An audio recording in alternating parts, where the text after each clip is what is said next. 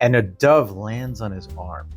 And it's just a hush moment, right? Because everybody's like, holy shit. Right. The Prince of Darkness. I mean, it's all happening before their very eyes. Yeah. Perfect. Uh-huh. He grabs the dove and bites it. Yes.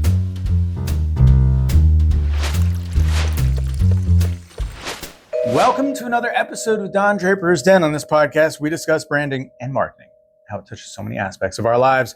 We also talk a bunch of trash about food and music and culture and nostalgia and Ozzy today and so much more. We hope you're entertained. We hope you get some insight from us two marketing professionals. I'm Chris, and this is Ernie. And in this episode, we get into the great Ozzy Osbourne. And the legend. The myth, the brand, the impact that he had on the world. And Sabbath as well, and the generations that were inspired. And heavy metal. Oh, man, it's all good. So for those fans, we really hope you enjoy it. Of course, subscribe and comment and share and all that fun stuff. We want to blow up this podcast, and we appreciate your support. So without further ado, pour yourself a glass, and let's get into this. All right, cheers. Cheers. To Ozzy. Amen.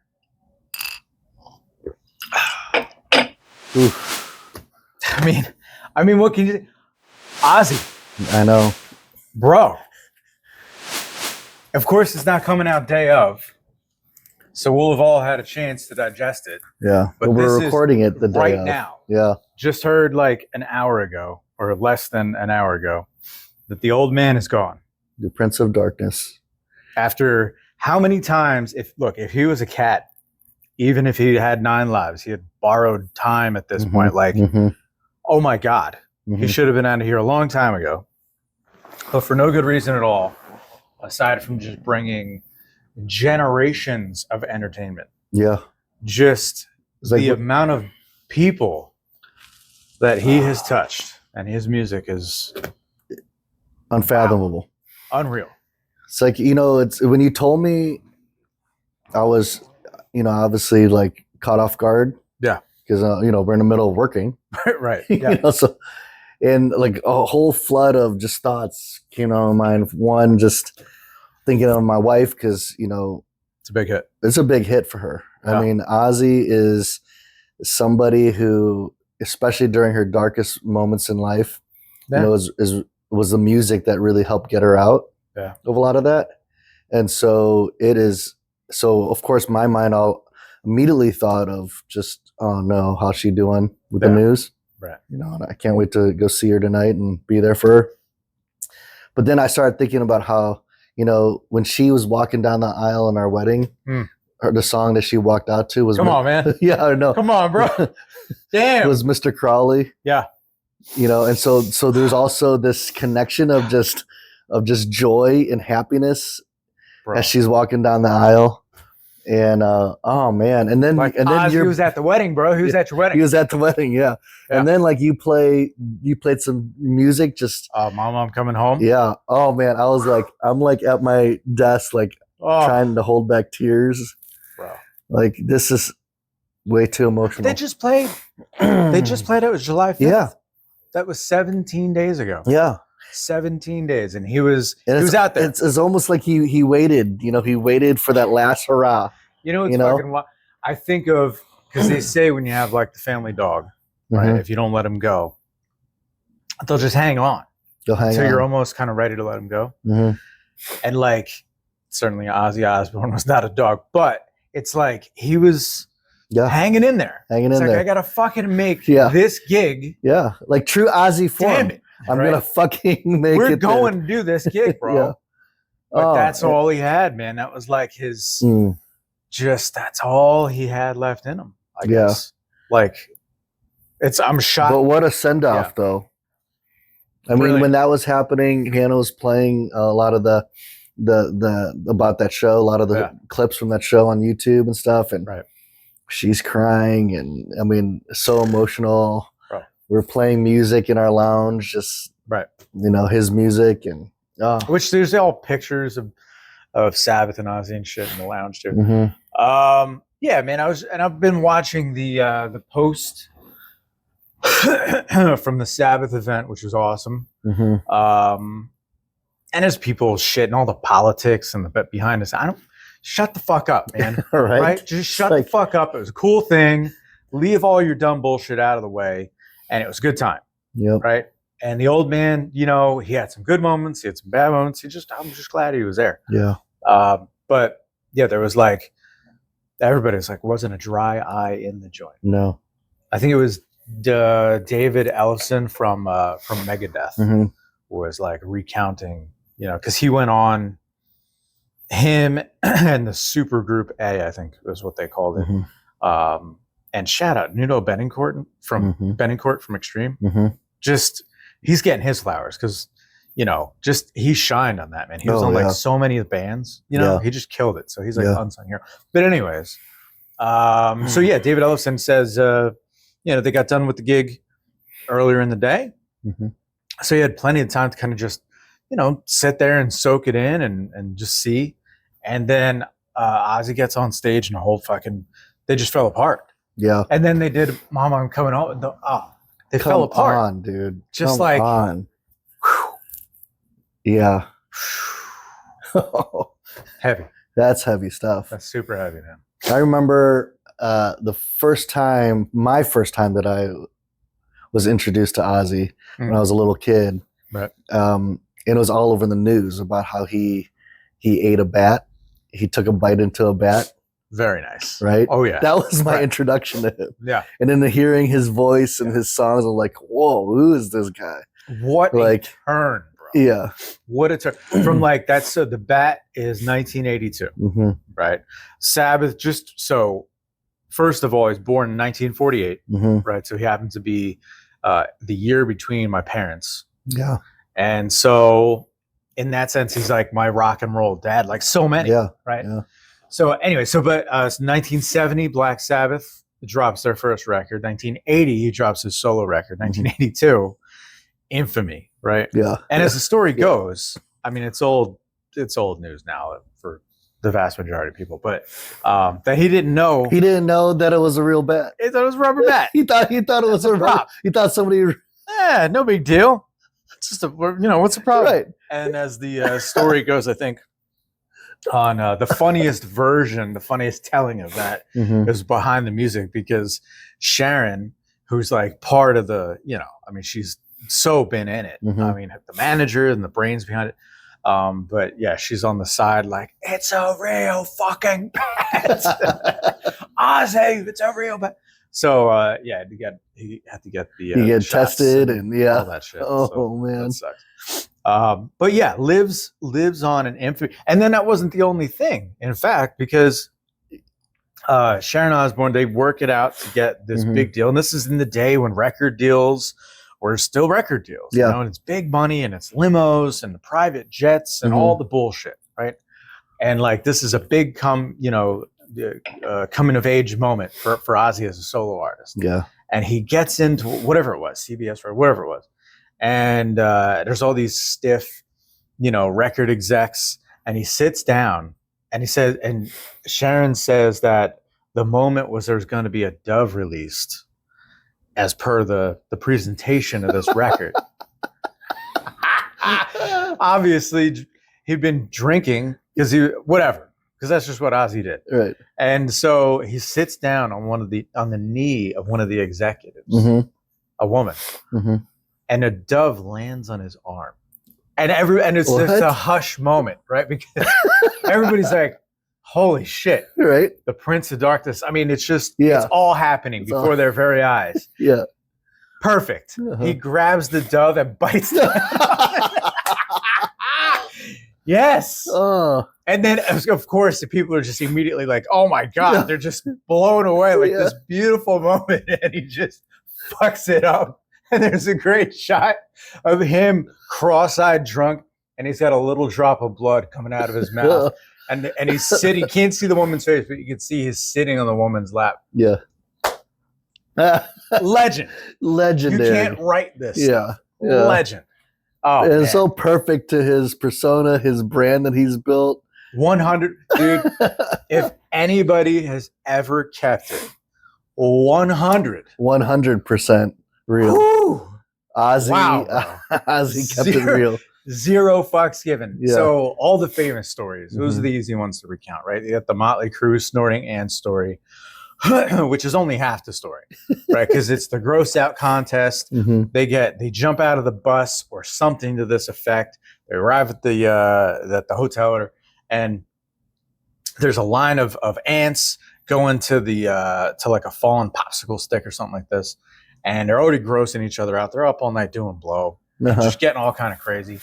And so Ozzy snorts a bunch of ants, right? Everybody in Motley Crue like this motherfuckers. This is some shit right here. This is the real deal. He's the real deal. I thought we were doing something. That guy's the real deal. Yeah. Then, not to be outdone, as the story goes, Nikki Sixx, I believe, Nikki Sixx is the one who whips it out. He's going to pee right there on the asphalt, and then he's going to lick it up, right? Yeah.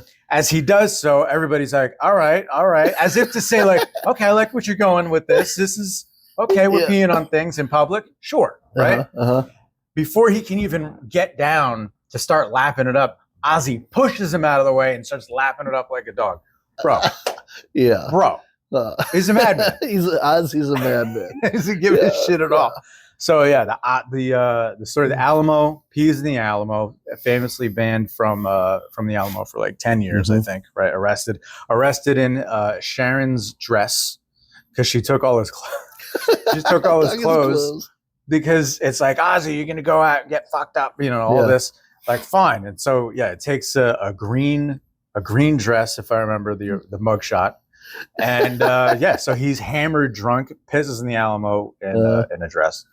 Amazing. Yeah. And then famously the line from Airheads with Steve Buscemi, he's like, yeah, he got banned from Texas from the Alamo, went back, rocked the place 10 years later. Yeah. Which is true. Yeah. Which is true. But yeah, man, 100% authentic. Completely authentic. Authentic. I mean, think of that brand that he's built. Yeah. On genuineness, on authenticity. There is no acting there. That is him. That's right. Yeah. Completely believable. Yeah. Yeah. Yeah. And down to so there's a famous interview, Penelope Spears, Fall of Western Civilization, right? And he's making eggs. Right? So it's like Ozzy, and it's Ozzy in the maybe the Blizzard record, right? But he's got like the blonde frosted kind of look, and it's shorter, right? Maybe the Ultimate Centaur, I think it was. That was Motley Crue, actually. So anyway, so it's that tour around 87, 88. And so he's making eggs, and she's just asking him all kinds of questions, real questions, because he's pretty wealthy at that point. He's doing quite well for himself. And his take from that interview and others around that time, where he was making a public, I would say, very sincere effort to get sober, right? Which, I mean, Jesus, how fucking get sober in the 80s and metal, and how, man? Yeah. How can you do that? It's hard enough, but damn. So anyways, but he's vulnerable, is my point, right? Like even then, when it wasn't even close to fashionable, and rock and roll, this is what I'm supposed to do. Yeah. Right. But and he was self-aware in that moment. And so since I've seen that interview many times at this point, and I can go to that well anytime because of YouTube or whatever. Yeah. It's interesting to see, like, he was extreme in his authenticity. Even the vulnerable parts. So it's like he really was that open book. Yeah.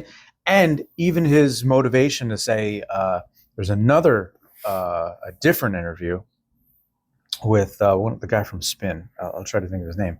Very famous journalist in the metal world, and he essentially is like, admits, like, I like do a bad, Birmingham accent, but I like having fucking money. I want a number one record, but I'll not sell myself out to get it, right? Yeah. But even that, like, to a bunch of metalheads, especially back then, it was a different world. Like, sell out. When Metallica releases their third or fourth record, right? Leading into the Black Album, so And Justice for All before that. Like, their music got a little more sophisticated. They were accused of being sellouts on that record. Yeah. We didn't even get to the 90s with Load, right? Where like they cut their hair and shit, you know? Even I was like, damn, guys, what happened? What happened? I thought we were making the Black Album. What happened? So anyways, but to see Ozzy, like, no, I want to be successful. I don't want to, you know, like what? No, why am I doing all this shit for? You know?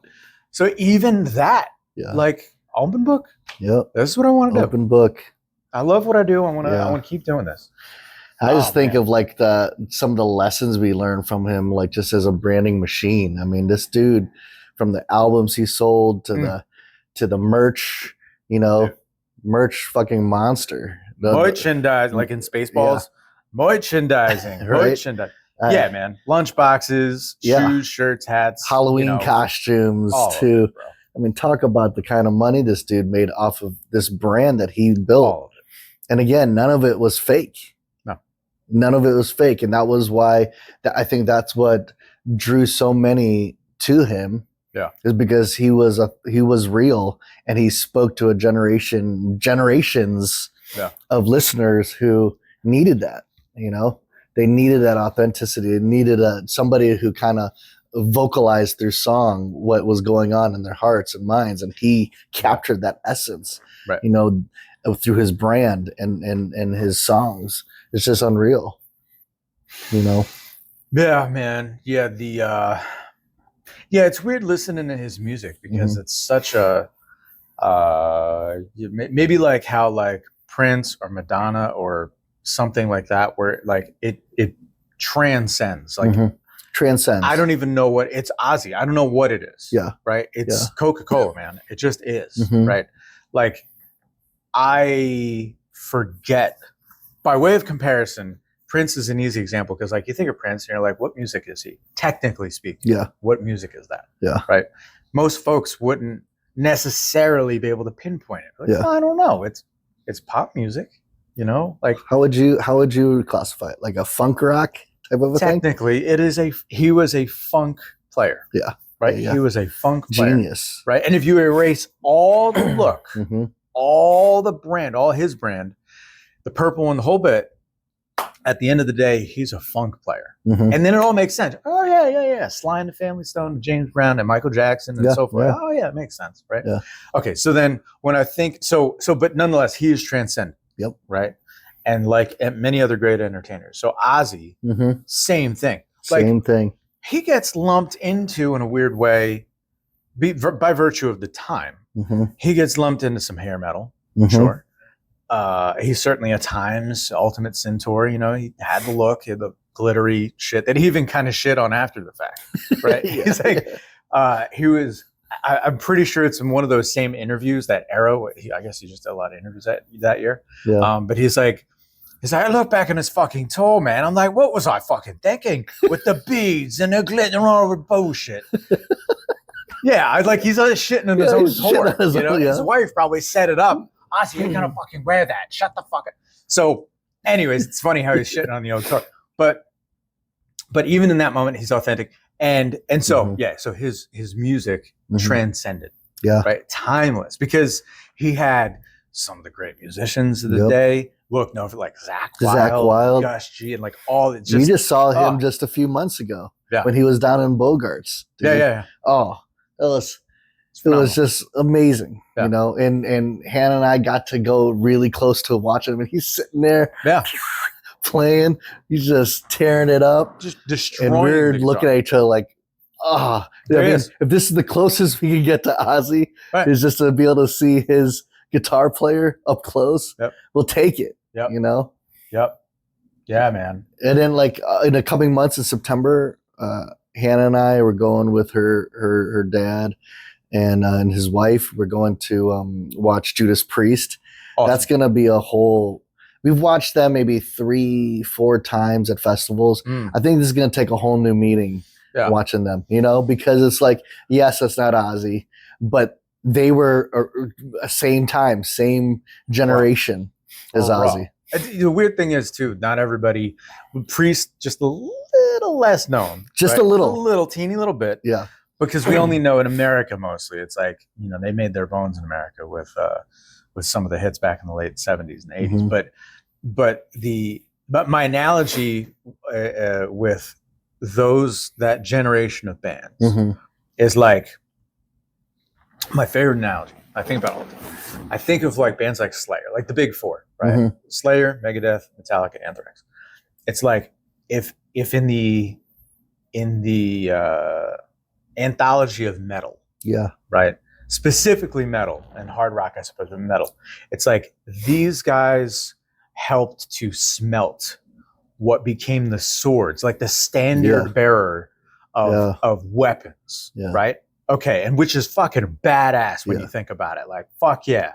And like you picture these swords hanging on the halls. You know what I mean? Of just badass metal shit. The great halls of heavy metal. And like and then you expand that idea and you're like, okay, fuck yeah. Like, and then beyond that, like the generation of guys our age, right? And like the Kill Switch Engages and Gojiras and Tool and so forth. And you just kind of puts in mind like, oh, okay, cool, man. They like Metallica grabbed, some metal and like they forged their sword, but it's kind of basic looking. And then Tool comes along, you're like, oh my God, how did you think of that? And Gojira, oh my God. And Ghost and so on and so on. Right? Okay. Bro. Black Sabbath with their bare hands reached into the fucking earth and pulled the metal out. Fucking metal out. You know what I mean? Oh shit! It's their fortress upon which we hang the swords. Right? They built the walls that you put your sword on. Oh, holy shit! You know what I mean? Like that's how tremendous. That illustration just got me all right. Like, they synthesized something from their experience. By the way, in Birmingham, England, there's nothing there, man. Right. There's nothing there. It's like this industrial, and we've said before, like the English kind of vibes are like, tone it down a bit. Eddie Izzard, right? Tone it down. You want to be an astronaut? Easy does it. Be a pipe cleaner. Like these guys came from a beaten down city, as I've heard, a beaten down city in a country that felt beaten down, right? After a war that they had personally taken lumps on. Like, and didn't it start with just that flyer on the wall that said, I have a PA system and a mic? Yeah, that's right. You know? Yeah, it's just, I got a PA system. I got a PA system. Like, that's all I got. And it was how wild is that, too? Yeah. Like, I don't know. I mean, just, hey, that's what I got. I want to play, I want to sing music. I want to be in it. I don't know how to play any instruments. But I got a PA and I got a mic. Again, the sheer Ozzy, dude. The sheer authentic. How old was he? Do you know? He started. Well, that's 79. No, sorry. In the late 60s, but the first album is 70. Okay. Right. So I believe he's 19 or 20 years old. If he's 19. I got a PA system. Yeah, but the authentic. Like, so. And this is like me, I don't know any of this. Obviously, we never know Ozzy. But what it reminds me of is a little kid's enthusiasm, right? Of just sheer, like, it's weirdly brave when a little kid runs up on you and like, hey, I want to be your friend. Let's play, G.I. Joes or some shit. I wouldn't say that because you run the risk of being like, the fuck out of here. Get the fuck out of here. You're dumbass. I'm going to be your friend, stupid. You know what I mean? Right. But it's very bold. You're like, well, what if they don't want to be my friend? What if they tell me I don't want to be your friend? Like, damn, I can't take that shit. And so I wouldn't put myself out there like that, right? But there's something in that is so real. Yeah. Like, I don't know if this is correct, not correct, whatever. I just want to. I don't even know what I'm going to sing. I don't know what I'm going to say. I got a PA and a mic. Let's go. Put this on the board. Yeah. And the rest is history.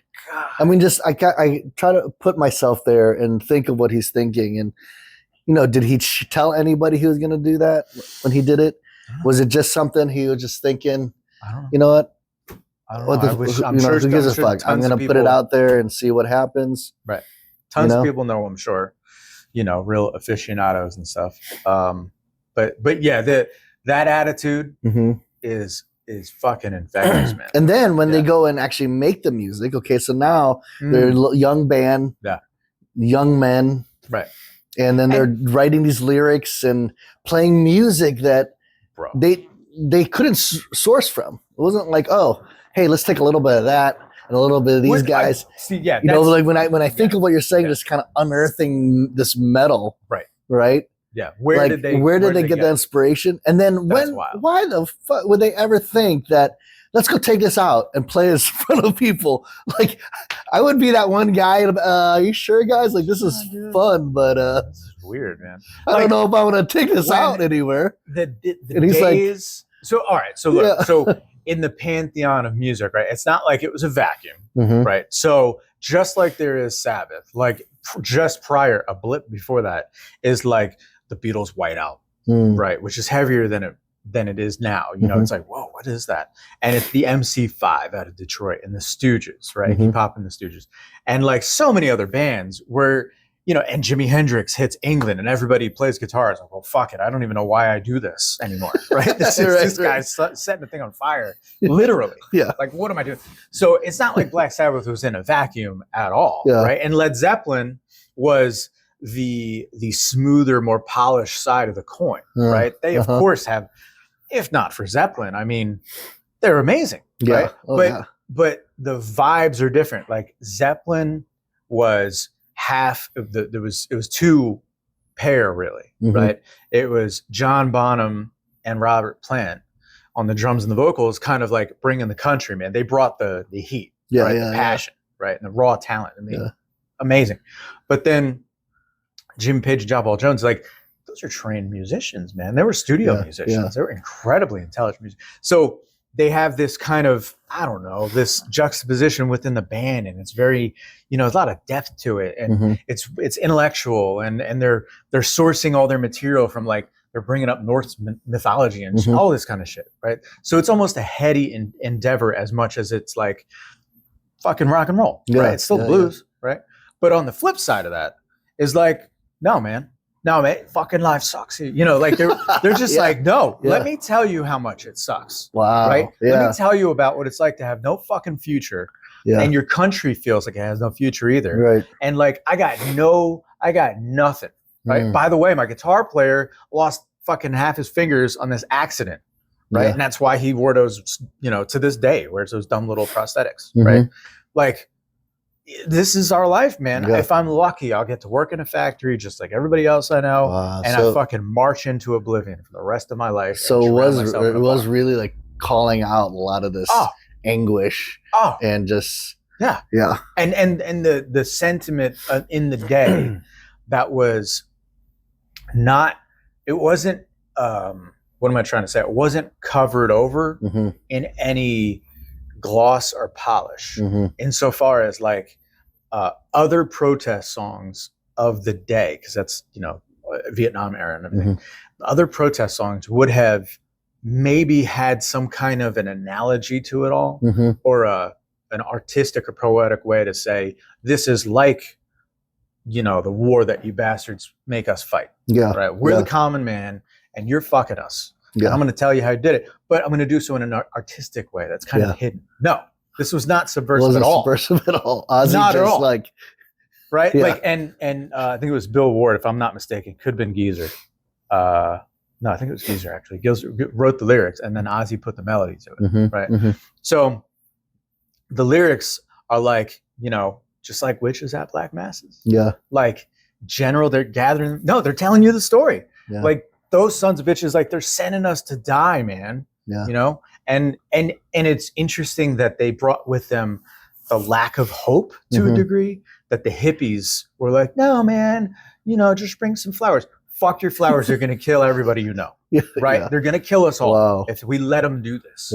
So we got to fight, right? It was like the hippies were over here, but they'd had their moment, man. You know, Charles Manson's already locked up. You know, I'm not in a cage. You're in a cage. You know, you know, like they already got him out of there. So we're only left with like anger now and bitterness, and the Vietnam War is wearing on, and man, they just, you know, and so they synthesized that with like jazz, and the blues, the American blues, right? And swing, right? Wow. Fairies wear blues. I didn't know all that stuff. Right? Like that's if you strip all that music away, that early Sabbath, strip it away, you will find nothing but the blues and swing and some skiffle, which is like British blues kind of thing, and a couple other things that like you can hear it. Yeah. Like, oh, okay. Wow. That's Elvis, right? If Elvis did all that much more cocaine, speed, and acid, right? Yeah. Like, it was pissed off at the world. Yeah, super mad. Super mad. Like, oh, okay. All right. That's what happens, right? So, yeah, man. Yeah, it's interesting. And then to see the children. Now I have this picture in my head of Elvis going all metal. Right. Yeah. Yeah. Yeah. He's just angry, right? Pissed. Instead of the his manager just, you're good, kid. You know the hand Sorry, sandwich. but you were saying something about this. It then leads to, that's like a paradigm shift, right? And then that leads to subsequent generations, right? Subsequent generations. And it's interesting to see at that Sabbath event, back to the beginning, just how many generations deep it goes. It's never going to go away. It's never going to not be good. That first Sabbath record. Yeah. And then eventually those first Ozzy records, like they're never going to not be good. No. I know they sound old. Yeah. Right. I know it. I can hear the guitars sort of out of tune. Yeah. Sometimes. Don't care. Don't care. Don't care. Still hits just the same. Right. Yeah. And it's still poignant. And we're still chasing. We, play a little music now and again, but those of my generation, our generation that made the music, they're still chasing those riffs. Yeah. Those Tony Iommi moments, those like some of the breakdowns, right? Where we got the heavy, and then bam, and you hit them with that acoustic moment, right? And like the heavy and then a melodic sting, like all these things, they're the ones that brought it. Yeah. Sabbath is the one, like I said, they just wild. Pulled it, unearthed it. I love that visual. Yeah. They just unearthed this heavy metal. Oh man. Yeah. So good. Full of anguish and frustration and everything else, and just unleashed it. Yeah. And then, I love that illustration. Yeah. Man. And so another thing, man, I'm going to go on forever about it. But, no, I love it. Yeah. So the interesting thing, the Black Sabbath, right? So naturally, it was a conservative time. It was a long time ago, right? So then the vibes are like, hey, man, you guys are inviting the fucking devil on your own heads. Why do this to yourself? Right. So whoever it was, could have been a manager, could have been, it wasn't Sharon, I'll tell you that, but it was somebody who was like, you know what? You guys should put some crosses just in the mix. Yeah. Right. Just to save your own ass. Yeah. Yeah. Right? Yeah. So interesting enough, I know that certainly Tony Iommi and Ozzy were always keen to sport a crucifix. Right. It's just fascinating. The whole brand, the mark, the whole spiel. Yeah. Right. That the Prince of Darkness never shied away from that. Right. Even in the Sabbath records, like, Symptom in the Universe, and there's other, a couple of tracks where like, or NIB is another one where they're talking about that. Like they're talking about, if you don't believe in God, you're a fool. Yeah. Right. But yet it was the devil's music. Yeah. Right. They're using tools, there's called the devil's interval, right? The flat 5 is called the devil's interval, E to a B flat, for example. And like, that particular interval was named the devil's interval back in the medieval times. And really? You shouldn't. You shouldn't ever use that. No. But look no further than to see like folk music, in particular American blues. That's the very essence of what makes the blues the blues. Yeah. Right? It's interesting. It showcases the dichotomy of the human experience. Yeah. Because it's like, man, I am good. Yeah. Right? As we were talking about earlier, it's like, dude, I'm godly. Yeah. Meaning, for however you arrive there, whether it's created in his image or whatever other kind of shit you want to put to it, whatever the story is that gets you there, the bottom line is that you've got good in you. Yeah. But you'd be a fucking fool to think that you don't have evil in you too. Right. And that there's this constant force fighting it out. Battle within. Right, just fighting, right. And it's again, manifest. They didn't do it on purpose. I would be shocked if they did. But it's interesting, there's that dichotomy in the brand, with the visuals, like he's the Prince of Darkness, but he's wearing a crucifix. Yeah. What? Yeah. Is he doing the devil's work? Yeah. Not really, man. He's playing rock and roll. Yeah. And then we go from all that heaviness and angst of, of a young man. And then as he gets on and life becomes his own thing, there's this, I don't know, this curiosity and exploration of whatever other things he's trying to push, right? A lot of like self, and he talks about being a dad too. And it's interesting that we go from this heavy enemy of the state level, villainous vibes. Like he's hated in America, put on trial for the kid that commits suicide, right? And just all this like, super conservative Christian America, just like he is the devil incarnate. Yeah. Fuck out of here. But never mind that. Fuck out of right? here. What's interesting? That. It's interesting you mentioned that because like, so, you know where my faith is and just being, believer, and I love the Lord, and that's true, remains true. But I remember it wasn't really, of course I knew heavy metal music. I even played a few, riffs when I was a kid, not as good as you, now nowhere near as good as you. But, I would play with that on my guitar and stuff like that. But I never really truly got into it.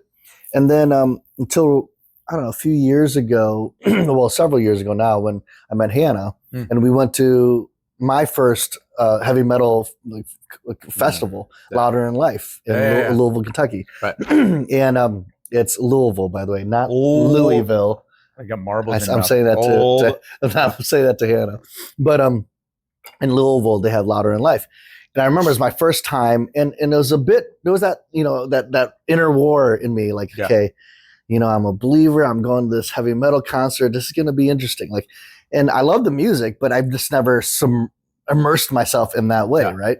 So I'm like, okay. So we go there, we're listening. I don't even remember the band at the time, but the first band. But I remember standing there in the midst of the crowd, right? And everybody's wearing black, right? Yeah. Everybody's smelling. Everybody's have chains. I don't think they're allowed chains, but black and makeup, and everybody's going crazy, Right. And I remember just kind of standing there. Hannah's going nuts. She's losing her shit, right. And I'm just kind of standing there, like, okay, I'm not sure how. Like, this is new to me. I don't know what to do, and I'm kind of uncomfortable because, especially in the Christian world, right? We spend so much time trying to wrap ourselves in this, like, I'm perfect and I'm good. And even though, like you said, come on, everybody has that inner battle. Everybody, as much good as we have in us, we also have that evil that's in there as well. Yeah. Right. And so you spend so much time trying to suppress that. Right. Yeah. And I remember I'm in the middle of this set. I'm just looking around. I'm like, okay, I'm not sure what to do. And I'm like, okay, let me try to grasp, like, and appreciate what's going on here, right? And I remember all of a sudden, like, all this anger and hatred and everything that happened with my ex and the divorce and all the things she fucking treated me like, right? Just started welling up inside. And all of a sudden I'm like, and I'm just like, and I'm headbanging. I'm like, I'm like, and in my head, I'm thinking, I get it. I fucking get it. Yeah. I have spent so much time just bottling that shit up and just, I want to look like I'm in control, right. But the truth of the matter is I don't fucking have things in control. No. I'm pissed off right now, and I was finally just able to just yell it out, and I'm just screaming, I'm jumping, I'm like headbanging, and that was it. Like I got it. And like the rest of from day one all the way till now, when we go to festivals, it's like, I get it. All that rage, I'm just fucking unleashing. Did that make me baptism? Right? Did that make me do anything evil or bad? No, it didn't. But it was a vessel that allowed me to be able to finally just release that anger that's just built up inside of me. And it's just like everything that you're saying, just that battle inside, and just just to be able to unleash that. That was my like sort of baptism by fire in terms 100%. Of heavy metal music. And now I'm just I'm hooked, Yeah. And again, has it changed my faith? No. Do I still love? Absolutely. Right. But this is almost like therapy. 100%. And I always tell Hannah that, like, this is like therapy every time I go. Yeah. Because every time, instead of bottling it, I can just be amongst other people who they're going through shit too. Yeah. And nobody there is trying to hide the fact that they're going through shit. by virtue 99% of the time, by virtue of you being there, you something happened, right? It's like there's a line by I try to think of the band. Difficult. It's not OTEP. No, that's the dudes. It's Opeth, if I'm not mistaken, and to Chick singer. If maybe you can help me out. But We Broken People. Right? I don't remember the rest of the. It's like the one hit they had that I was aware of a long time ago. But something sticks out about the way she says that. We broken people. Like something about that. Yeah. Just man, it hits me every time. But it's true. It's like it's. I think of Interview with the Vampire, another one favorite movie. And I think, what can the damned freely say to the damned, I think is the line. It just, man, I hurt too. I don't have to tell you. I'm already here, right? It's like walking in a library. Like, oh, you like to read too? I'm a fucking library, man. Obviously, you know what I mean? Like, yeah. So, being there, being part of that, it's like, I got to imagine, yes, everybody else, man, if you're at like a, whatever, man, pick your, Travis Tritt, whatever country star or whatever hip hop. I gotta assume it's the same thing, right? Because there's that connectivity. There's that connectivity. That's it. For that brief moment of time, I don't know what politics or political view you have. Doesn't matter. I don't know what faith you have. I don't know, whether you like ranch dressing or not. Right. It doesn't matter. It doesn't matter. Because right here in this moment in time, we're fucking just belting it out. Yeah. We're just experiencing this together. Yeah. And it's just such a wonderful moment. And, and I just loved every bit of it.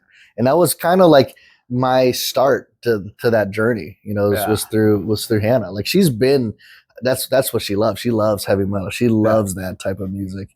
And so it was always kind of interesting when we first started dating because it's like, okay, she is like complete opposite of me. In terms, I love country music. Like my favorite singer is Reba McEntire all the way. I love fucking Reba McEntire. Yeah.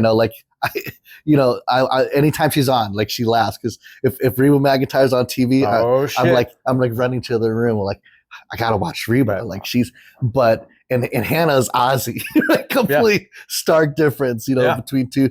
But man, but once we started getting together and she introduced me, I'm hooked. Like this is an experience that is consoling for me, Yeah, but there's and then it really helped me to unleash, just allow me to be me, if that makes any sense. It couldn't, I mean, that's exactly right. Yeah. That's exactly right. Because you only know me like this too, right? Like you never, maybe saw pictures or clean shaven, tie, bow tie, suit, like all, and over the years and going through all this stuff, it's like I've had to self-express a lot of the deep anguish and stuff that's been going on inside me. Yeah. And so I personally and I know we're even talking beyond Ozzy and his influence, but just in heavy metal music in general, it's just been such an openness for me. Yeah. Very cathartic. In its experience. I think heavy metal. It's funny. Like I go in cycles, because you hear my music selection's like pretty schizophrenic. But lately it's been like 90s R&B for no reason at all, and 90s hip hop and all. I see almost like the encyclopedia of music. By the way, just oozing. But my compass, right, is my true north is metal. Yeah, and so when like either times get tough, it's going to be some Alice in Chains, right, which is on the edge of metal. I get it. But it's going to be, Megadeth and Cannibal Corpse and and Ozzy and Sabbath, right? So it's funny how it's grounding for me, right? It's actually relaxing. Yeah. And I saw some science. It could be bro science. I have no idea. But I saw a thing a long time ago that those that listen to heavy metal, and I mean generally more extreme metal, right? So like death metal and stuff, are actually soothed by that. Yeah. But the non-listener is not soothed by it. At right? all. Yeah. It kind of gives me vibes of Ritalin. right? Because if you've got some severe ADD kind of vibes, right? I've known people like that, and they're not on their meds, then they are just unreal, right? It's like, damn, how did your mom put up with this? Unhinged, right? As an adult, you're just like, dude, fucking chill out, right? Yeah. But if they get their Ritalin on, right, or whatever it is these days, I don't know, it used to be Ritalin, then they're, it's manageable, right? And it's funny, whatever is in my brain, I don't deny it. Like there's something about that that I even acknowledge now. I sometimes will blast some Morbid Angel because I just need to have that. And Shannon tolerates it, but I know she doesn't really like death metal. So I will, I'll look over like, oh yeah, right. Let me learn that. Let me figure that out. I got you. I got you. I won't do you like that. So the multi-generational angle, right? So when I saw those bands all the way down, dude had his moment. Young Blood was the standout from the back to beginning thing, and he did Changes, just amazing. He did, great phenomenal job. His stage presence, unreal. And then he gave, I think Ozzy gave him a crucifix, which he was wearing, and then he gave him one. He had his buddy make one, so I saw that behind the stage moment. Very nice. So a bit of I don't know if it's so much a handing off the torch, because I frankly haven't listened to Young Blood's music. I don't even know if I care to. All I care is he killed that. He did a hell of a version. Way to send off the old man, So, but multi-generational, the impact of that says, we're still just, those of us that get it are still just as broken as we used to be. Right? If there's any presumed shift in society in America, anyway, I don't know about the rest of the world, that like we're not as angry, we're not as, I don't know, like as if we're like blind to what's going on. No. It's still the world from my vantage point. While I'm fat and happy over here, and I'm, thank God, I'm okay. But dude, the world's all jacked up. And it's scary, and I'm both angry and afraid. Like I feel vulnerable to it. Like, oh my God, I hope they don't bomb us, whoever they are, whoever the enemy is this year. Right? Because still the generals are gathering in their masses to just plot my own destruction. And I'm paying for it with my tax money. I'm pissed off too. Just for different reasons at this age. So true. So yeah, that's never going to go away. Sabbath and Ozzy are like the fountains. They're the source. They're the open, the open mine shaft down which we go get more metal. Right? But they're the ones that open it. And I don't think it's ever going to go away. It's going to take generations for that to go away. I don't think it'll ever go away. Rock music in general is like, oh, what's that? It'll be a long time. I think it'll be a long time. Because you're right. It is a multi-generational impact that he's made, that Black Sabbath has made, and I think that so long as there's still that evil in the world and sadness and fear and anger, anger, that it'll never go away. It may take different shapes. Right. Yeah. Different shapes. Take different shapes. So where I was going to go before, the 80s see Ozzy as like the great Satan, right? He's just the be all end all. And then bullshit, because 10 years before, Alice Cooper, right? Okay, 10 years after, Marilyn Manson. So get the fuck out of here with all this. And what's homie's name now? Gay dude threw on devil gear for the like VMAs or some kind of award show, but they had that banger of a song. I can't remember. Sam Smith. Sam Smith is that dude's name, right? Oh yeah. I mean, I think so, right? And then Little Nas X is another one, and a number of other folks. It's like, all right, cool. Is that the great Satan today, bro? Right. Is he killing everybody in the world today, bro? Or is he just like the new flavor? Good for him. Go get your money, but don't give me this, Satan embodied bullshit, right? Because Ozzy did it, and then the great goof, they put the Osbourne show on all of a sudden, and Ozzy said it when was himself. that? 2002. 2002. Yeah. Well, he shot out of a cannon, as he said. He's like, I thought I was famous. No. Oh my God! Everybody recognized him from that day. Osbourne.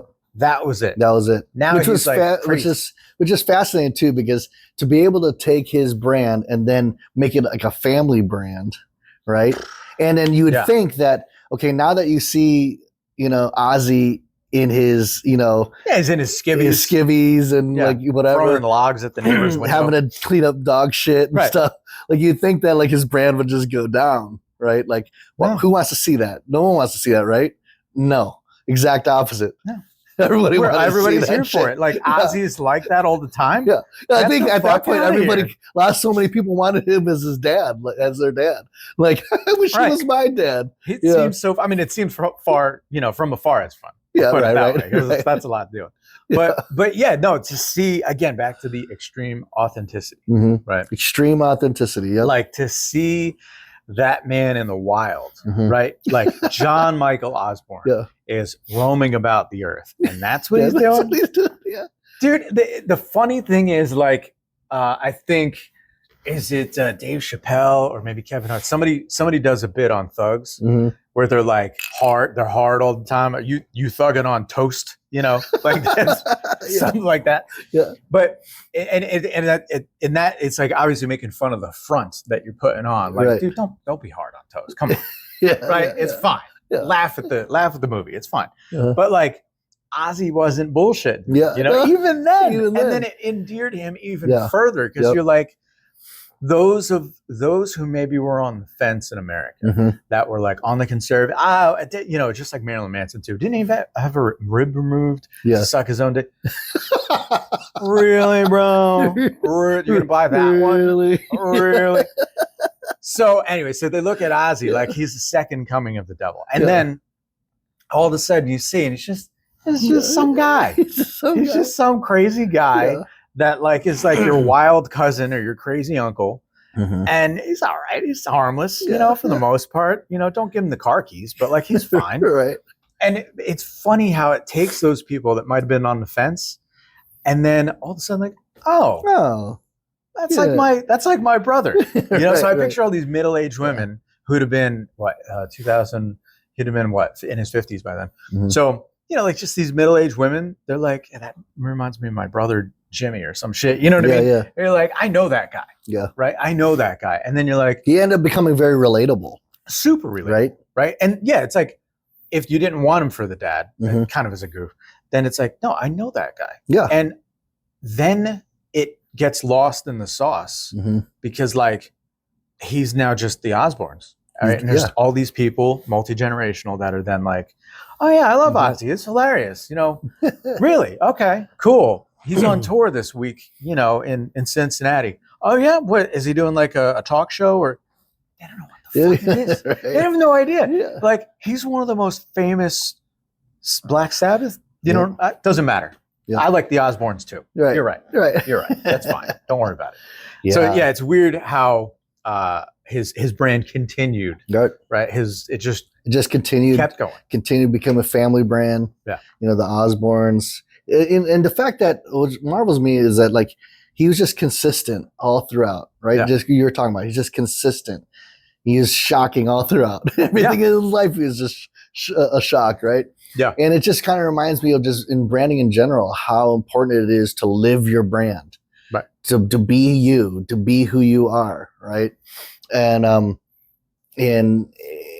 in order for that brand to succeed, in order for it to create that momentum to build, right? You got to be the moment people sniff that fake, that you're being fake or disingenuous, and all of a sudden it's like, okay, huh? Yeah, I'm out. I'm out. Yeah, it breaks it's that moment in the movie, where you're just like, I can see the cracks in the makeup. Like, there's a moment where Henry Rollins tells a story about Ozzy where he mid-90s, something like that, Ozfest. We didn't even get to Ozfest, but it was like an Ozfest thing, and there was a couple of dates that he couldn't, that they couldn't figure out, right? So there's like a 5-date run in a particular part of the world where Rollins Band is going to jump in. So it's like Rollins Band and Typo Negative and Ozzy, right? Ozzy or Black Sabbath. And no, it's Ozzy. And he says that he happens to just end up, he said he would like shower as fast as possible and then run to the side of the stage to watch Ozzy. And the very first night, he says, he runs up and just ends up on the side of the stage where Ozzy liked to enter. And it was essentially just him standing there waiting in the wings and Ozzy. And he said that if Ozzy had taken, 3 steps, he would like be on stage, right? And so the band is kicked into whatever. And so Ozzy's just kind of standing there. And, but there's enough time. So Henry Rollins is like, hey man, just great to meet you. And, how do you think you'd do tonight? Whatever he says, and Ozzy looks at him and he says, Ozzy, he kind of stood there like this all the time, like T-Rex. So he's standing there just kind of lost. He's just in a daze or something. He's not there. Not messed up either. One drugs. Yeah. But he's just kind of not there. And I was like, oh, you think there's a lot of people here tonight? Was there a lot when you played? Genuinely just not, doesn't register with him. He's like, it's like 25,000 people here, Ozzy. I think they're seeing you. I think they're seeing you, yeah. And he, all right, I hope they like the show. And just zones out. Yeah. Band is playing. There's music going on, right? I'd be like scared, holy shitless. Shit, dude. I'd be, Oh my God. So anyway, so out of nowhere, Henry's like, he hears Sharon, Ozzy, get the fuck on, losing her mind because he's not out there yet, kind of thing. And he's like, oh, and snaps to, runs out, and now he's Ozzy. He's Ozzy. Let's fucking go. He loses his mind. Shit, dude. And Rollins sees this. He sees John Michael Osbourne, getting choked up, run out on stage and be Ozzy. Wow. Like,